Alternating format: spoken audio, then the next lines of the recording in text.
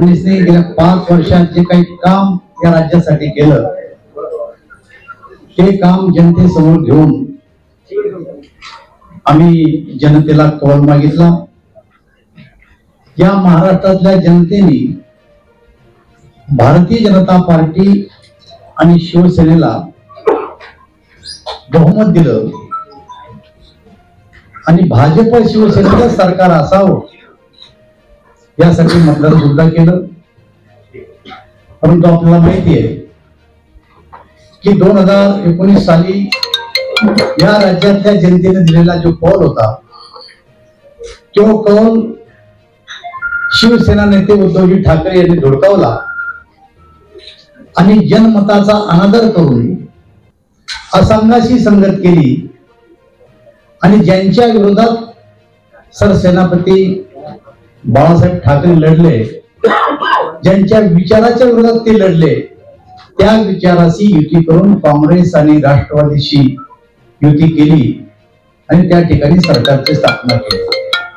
आपल्याला सगळ्यांना माहिती आहे की 2.5 वर्षाचा त्यांचा जो कार्यकाळ आहे त्या कार्यकाळातलं जर आपण बघितलं तर या कार्यकाळात यांनी विकासाचं कुठलंही काम केलं नाही। महाराष्ट्रद्रोही, शेतकरी द्रोही, विकासद्रोही अशी या सरकारची प्रतिमा राहिली। गेले 2.5 वर्ष सरकार राहिलं, परंतु कोरोनाच्या काळामध्ये या राज्यातल्या जनतेला कुठल्याही प्रकारचं पॅकेज दिलं नाही। उलट केंद्र सरकारने, मोदीजीच्या सरकारने पॅकेज दिलं, परंतु महाराष्ट्राच्या सरकारने कुठलंही पॅकेज न दिलं।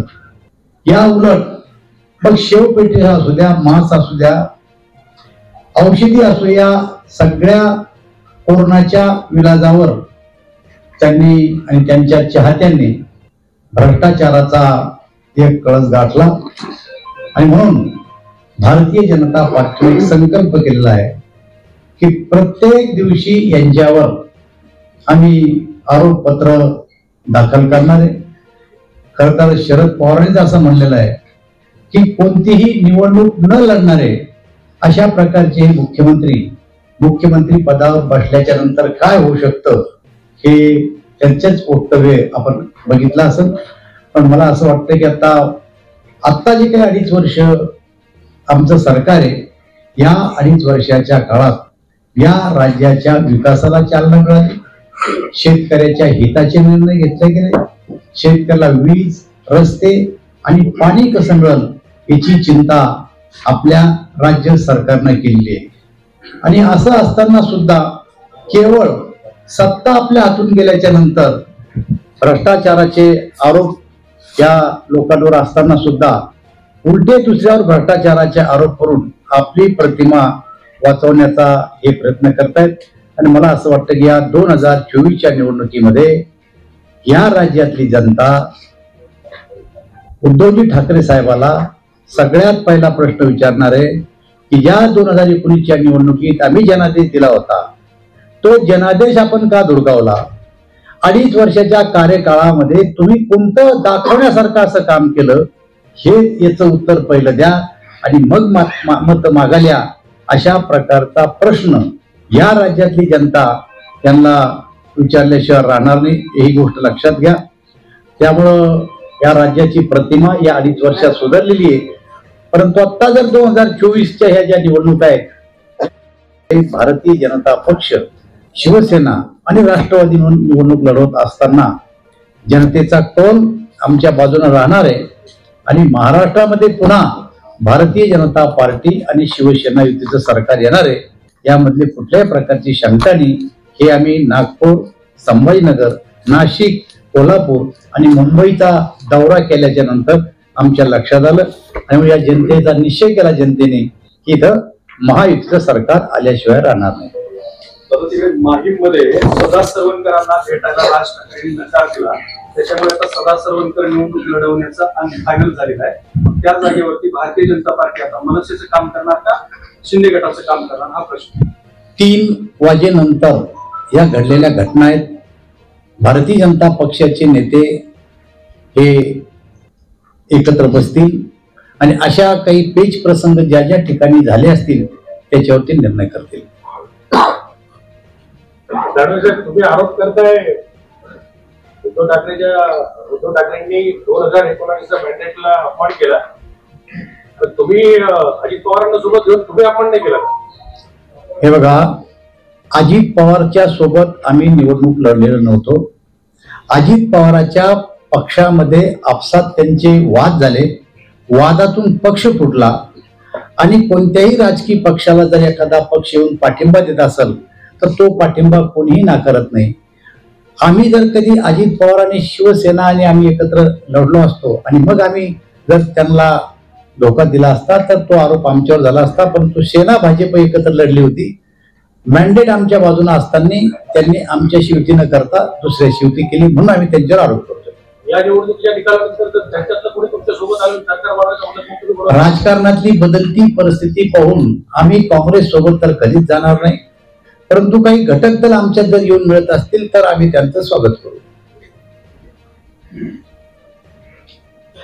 मराठवाड्यामध्ये अनेक ठिकाणी बंडखोरी झाली होती. किती ठिकाणी बंडखोरांना माघारी बसवण्यात मागे घेण्यात यश आले, काय झालं? बऱ्याच प्रमाणात आमचे युतीचे नेते कालपासून एकत्र बसून देवेंद्रजी फडणवीस, एकनाथराव शिंदे, अजितदादा पवार हे राज्य पातळीवर बसून विभागीय पातळीवर, जिल्हा पातळीवर आणि प्रत्येक मतदारसंघामध्ये महायुतीचे नेते एकत्र बसून ज्या ज्या ठिकाणी बंडखोरी झाली ते बंडखोरी बसवण्यामध्ये मोठ्या प्रमाणावर आम्ही यशस्वी झालेलो आहे. आज निर्माण झालेला एक महत्वाचा प्रश्न म्हणजे जरांगे पाटलांनी निवडणुका न लढवण्याचा निर्णय घेतलेला आहे, याच्याकडे तुम्ही कसं बघता? मला असं वाटतं की करते मराठा समाजाला आरक्षण मिळावं म्हणून त्यांनी चालवलेली चळवळ होती. कदाचित त्यांना राजकारणामध्ये हस्तक्षेप करायचा नसेल, त्यांचं फील्ड वेगळं आहे आणि राजकीय फील्ड हे वेगळं आहे, त्यामुळे त्यांनी घेतलेला जो निर्णय तो त्यांच्या दृष्टीने योग्य आहे. पण त्यांनी एक स्टेटमेंट दिलंय की कोणाला पाडायचं आणि कोणाला जिंकून आणायचं हे तुम्हाला चांगलंच माहिती आहे. स्टेटमेंट त्यांनी पब्लिकली दिले, याबद्दल काय तुम्ही सांगा? हे काही जरंगे पाटीलच म्हणतात असं नाही, आम्ही सुद्धा म्हणतो काँग्रेसला पाडायचं. शरद पवार साहेबांची माणसं पाडायची. शरद पवार म्हणते भाजपला पाडायचं, उद्धव ठाकरे म्हणते भाजपला पाडायचं. कोणी एखादा माणूस एखाद्या पक्षाला पाडायचं म्हणतात सुद्धा लोकशाहीचा तो अधिकार आहे. पण लोकसभेला भारतीय जनता पार्टीला याचा चांगलाच फटका बसलेला आहे, तर विधानसभेला काय स्ट्रॅटेजी असेल? लोकसभेचं वातावरण आता विधानसभेमध्ये नाही. 6 महिन्याच्या काळामध्ये केंद्र सरकार आणि राज्य सरकारने जे काही जनहिताचे निर्णय घेतले, जर त्या निर्णयाकडे आपण बघितलं तर आपल्या लक्षात येईल की गरीब कुटुंबाला मदत करणे, शेतकरी वर्गाला मदत करणे आणि कृषी क्षेत्रामध्ये भरीव तरतूद करून या राज्यातल्या जनतेला दिलासा देण्याचं काम केंद्र सरकार आणि राज्य सरकारला केलंय. लाडली बहीण नावाची योजना करून या राज्यातल्या महिलांना सुद्धा एक संरक्षण देण्याचं काम, एक आर्थिक पाठबळ देण्याचं काम आमच्या सरकारने केलंय. शेतकऱ्यासाठी 90% सबसिडीवर सोलर पंप देण्याची योजना केली. महिलांना वर्षातून 3 गॅस सिलेंडर मोफत देण्याची योजना आमच्या सरकारनं सुरू केली. आणि त्यामुळे केंद्र आणि राज्यातलं जे काही बजेट आलं त्या बजेटमध्ये ज्या तरतुदी बघितल्या तर जनतेमध्ये एक उत्साहाचं वातावरण आहे, सरकारच्या प्रति सहानुभूती आहे आणि म्हणून पुन्हा राज्यातल्या आणि राज्यातल्या जनतेला हे सरकार यावं असं वाटतंय. अब्दुल सत्तार हे लोकसभेमध्ये कल्याण काळेला निवडून आणल्याबद्दल त्याच्या विरोधात ज्या बाकीच्या गोष्टी, जीवनाच्या गोष्टी त्या महाग केल्यात महायुती सरकारने, असा आरोप त्यांनी त्यांच्या सभेत केला ओमराजे निंबाळकरांनी. हे बघा, ओमराजे निंबाळकरांनी केलेले आरोप निराधार आहे. जीवनावश्यक वस्तूचा जर कधी आपण भाववाढीचा हे जर पाहिला तर आपल्या लक्षात येईल की सगळ्यात कमी भाववाढ कधी झाली असेल तर आता या वर्षात झालेली आहे. भाववाढ आणि भाव कमी होणं हे कोण्या खासदाराला ठरवतायत. हे फूड अँड आपले कंझ्युमर अफेअर्स डिपार्टमेंट केंद्राचं हे त्याच्यावर ध्यान ठेवून असतं, ते आपला अहवाल प्रकाशित करत असतं. कोणी खासदार, कोणी मंत्री, कोणी आमदार जर भाववाढ म्हणलं त्याच्यावर भाववाढ नसते समजलं. काँग्रेसच्या काळात एक भाववाढ होती, भाजप त्याला विरोध करत होता, रस्त्यावर कधी कधी चौकात हे तुमचं म्हणणं 100% खरं आहे की आम्ही सत्ताधारी ते विरोधी त्यांचं काम ते करतात. कधी चुकीचा आरोप आहे आमच्यावरचा. जरांगे पाटलांनी माघार घेणं हे भाजपसाठी फायद्याचं का धोक्याचं? हे बघा, राजकारणात फायदा आणि तोट्याचं मूल्यमापन हे निकालानंतर ठरवलं जातं. त्यांनी माघार घेतली त्याच्यामुळे आमचा फायदा झाला, तर त्यांनी निवडणूक लढली असती तर आमचा तोटा झाला असता. याचं मूल्यमापन निवडणुकीच्या नंतर ठरवलं जाते. पवार साहेब असं म्हणाले की जर जरांगे पाटील निवडणुकीत उभे राहिले असते तर त्याचा फायदा भाजपला झाला असता. महाविकास आघाडीच्या विरोधातली मतं ही विभागली गेली असती आणि थेट फायदा भाजपला झाला असता. त्यांनी काय बोललं हे मी काही ऐकलं नाही, पण त्यांना वाटत असेल की याचा फायदा आपल्याला उठवता येतो का, परंतु तशी काही घटना न घडल्यामुळं ते कदाचित नाराजही झाले असतील. आता असं म्हणलं जातं की त्यांच्या माघारीमुळे आता महाविकास आघाडीला फायदा होईल. हे बघा, मी आपल्याला सांगितलं, फायदा तोटा हा निवडणुकीच्या निकालानंतर कळेल. तुम्ही अब्दुल सत्तारांना औरंगजेब म्हणता, ते तुम्हाला घरी बसवलं म्हणतात, त्यामुळे तिथले जे भाजपचे कार्यकर्ते आहेत ते म्हणतात आम्ही अब्दुल सत्तारचं काम करणार नाही. तर त्या भाजपच्या कार्यकर्त्यांना तुमचं काय सांगता? तुम्ही आमची चिंता नका करू, आम्ही बरोबर करू. कसं म्हणजे तुम्ही थेट तुम्ही तुम्हाला बातमी पाहिजे असं तुम्ही दुसरी देतो याच्यापेक्षा मोठी. घटक पक्ष म्हणून विधानसभेला तुम्ही त्यांच्यासाठी सभा घ्याल का सिल्लोडमध्ये? मी भारतीय जनता पक्षाचा महाराष्ट्राच्या निवडणुकीचा प्रमुख आहे आणि भारतीय जनता पार्टीचा मी फाउंडर मेंबर आहे. स्थापनेच्या दिवशी मी होतो. मुंबईला भारतीय जनता पार्टीचे पहिलं अधिवेशन झालं अटल बिहारी वाजपेयीची. त्या अधिवेशनात निवड झाली रेक्लेमेक्स मैदानला बांद्र्याला. तिथं मी होतो त्या दिवशी. तिथं पहिलं अधिवेशन झालं. पार्टी जो आदेश देईल, पार्टी जिथं मला पाठवेल तिथं मी जाईल. कारण पार्टीनं आम्हाला सगळ्या नेत्यांना असं सांगितलं, परस्पर दौरे तुम्ही देऊ नका, पार्टी तुम्हाला दौरे देईन तिथे जा. 6 तारखेला मी सोलापूरला चाललो. जसा आदेश येईल त्या ठिकाणी सगळ्या ठिकाणी मी जाणार आहे. असं आहे की महाराष्ट्रात एकमेव मतदारसंघ असा आहे सिल्लोड जिथं भाजपाचे कार्यकर्ते उद्धव ठाकरे यांचं स्पष्टपणे काम करताना रस्त्यावरती दिसतात. भारतीय जनता पार्टी हा अनुशासित पक्ष आहे. अनेक पक्षातले कार्यकर्ते इकडच्या तिकडे तिकडच्या इकडे निवडणुकीच्या काळामध्ये प्रवेश करत असतात. त्या ठिकाणी आमचे एक सेक्रेटरी होते सुरेश बनकर, हे त्या पक्षात गेल्यामुळं आता ते आमच्या पक्षात नाहीये आणि त्यांच्याबरोबर ज्यांनी प्रवेश केला ते त्यांचा प्रचार करत असतील तरी अजून पक्षाबंद असा अहवाल आमच्या जिल्हा अध्यक्षांना दिला नाही. असं दिसतंय सगळेच कार्यकर्ते तुमचे शहर तिथले शहर अध्यक्ष असतील किंवा सगळे असतील. मला असं वाटतं तुमच्याकडे काही फोटो असतील तर मला दाखवा. दुसरं दादा कारवाई करणार का तुम्ही त्यांच्यावर? फोटो दाखवा, त्याच्यावर विचार करू.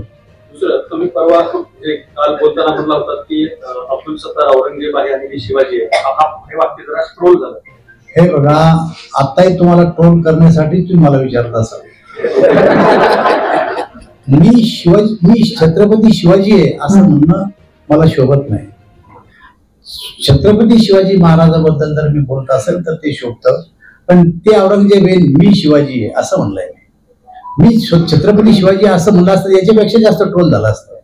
त्यामुळे छत्रपती शिवाजीराव महाराजांचा अवमान या महाराष्ट्रात कोणी करेल असा माणूस जन्माला आलेला नाही. पण या उपरे तुमच्या सारख्यांच्या कोणाच्या भावना दुखल्या असं क्षमा मागतो. ओमराजे निंबाळकरांनी त्यांच्या जाहीर भाषणात सांगितलं की लाडकी बहीण